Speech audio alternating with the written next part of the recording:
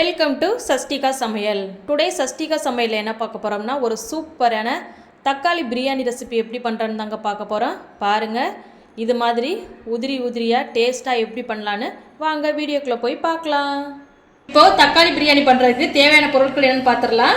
அதுக்கு ஒரு பட்டை, கடற்பாசி, 2 கிராம்பு, 2 ஏலக்காய், இது கூடவே இஞ்சி பூண்டு பேஸ்ட்டு, புதினா, தக்காளி, 2 பெரிய வெங்காயம், 1 கப்பு தயிர் எடுத்து வச்சுருக்கேன். இப்போ குக்கரில் கொஞ்சமாக நெய், 200 ml ஆயில் விட்டுக்கலாம். இப்போ எண்ணெய் சூடானதும் எடுத்து வச்சிருக்கிற பிரியாணி இலை, பட்டை, கிராம்பு, ஏலக்காய், கடற்பா ஆட் பண்ணிக்கலாம். இப்போ பெரிய வெங்காயத்தை ஆட் பண்ணிக்கலாம். இப்போ எண்ணெய் வெங்காயம் பொன்னிறம் வர வரைக்கும் நல்லா வதக்கிக்கலாம். இப்போ வெங்காயம் நல்லா வதங்கிருச்சு. இப்போ இது கூட இஞ்சி பூண்டு பேஸ்ட் ஆட் பண்ணிக்கலாம். இப்போ இஞ்சி பூண்டோட பச்சை வாசனை போய் வந்துருச்சு. இப்போ இது கூட தக்காளி பேஸ்ட் ஆட் பண்ணிக்கலாம்.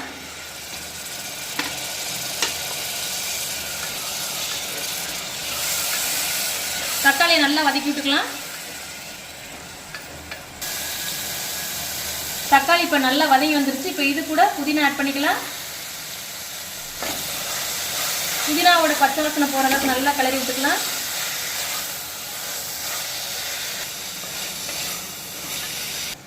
இப்போ இது கூட நம்ம மசாலா பொருட்கள் சேர்த்துக்கலாம். கொஞ்சமாக மஞ்சள் தூள், மல்லித்தூள், கரம் மசாலா, மிளகாய் தூள், பிரியாணி மசாலா, இது 5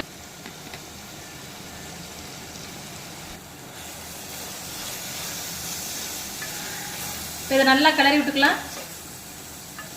இப்போ இது கூட தயிர் ஆட் பண்ணி நல்லா கிளறி விட்டுக்கலாம்.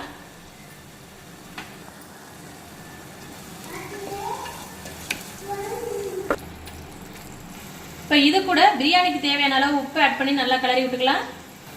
இப்போ இது கூடவே தக்காளி பிரியாணிக்கு தேவையான 2 தக்காளியை பாதியாக கட் பண்ணி சேர்த்துக்கலாம்.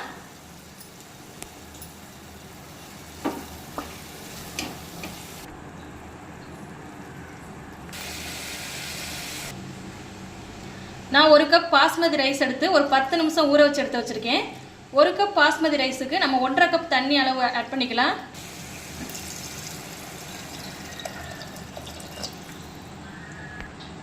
இப்போ இதை நல்லா கிளறி விட்டுக்கலாம்.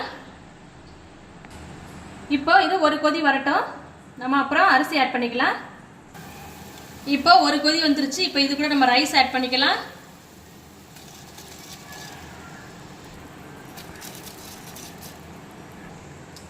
இப்போ நல்லா கிளறி விட்டுக்கலாம்.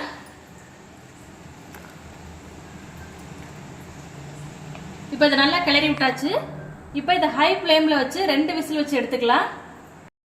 இப்போ 2 விசில் விட்டு வந்துருச்சு. இதை ஓப்பன் பண்ணி பார்த்துடலாம். பாருங்க ஃப்ரெண்ட்ஸ், நமக்கு தேவையான சூப்பரான தக்காளி பிரியாணி எவ்வளோ அழகாக உதிரியாக வந்திருக்குன்னு பாருங்க. பாருங்க ஃப்ரெண்ட்ஸ், நமக்கு தேவையான சூப்பரான தக்காளி பிரியாணி ரெசிபி ரெடி ஆயிடுச்சு ஃப்ரெண்ட்ஸ். பாருங்க எவ்வளோ அருமையாக வந்திருக்குன்னு. நீங்களும் இந்த ரெசிபியை கண்டிப்பாக மறக்காமல் ட்ரை பண்ணி பாருங்க. ட்ரை பண்ணி பார்த்துட்டு டேஸ்ட் எப்படி வந்துச்சுன்னு கமெண்ட்ல சொல்லுங்க ஃப்ரெண்ட்ஸ். இந்த ரெசிபி உங்களுக்கு பிடிச்சிருந்துச்சுன்னா மறக்காமல் நம்ம சேனலை சப்ஸ்கிரைப் பண்ணி வச்சுக்கோங்க. லைக் பண்ணுங்கள், ஷேர் பண்ணுங்கள், கமெண்ட் பண்ணுங்கள் ஃப்ரெண்ட்ஸ். தேங்க்யூ.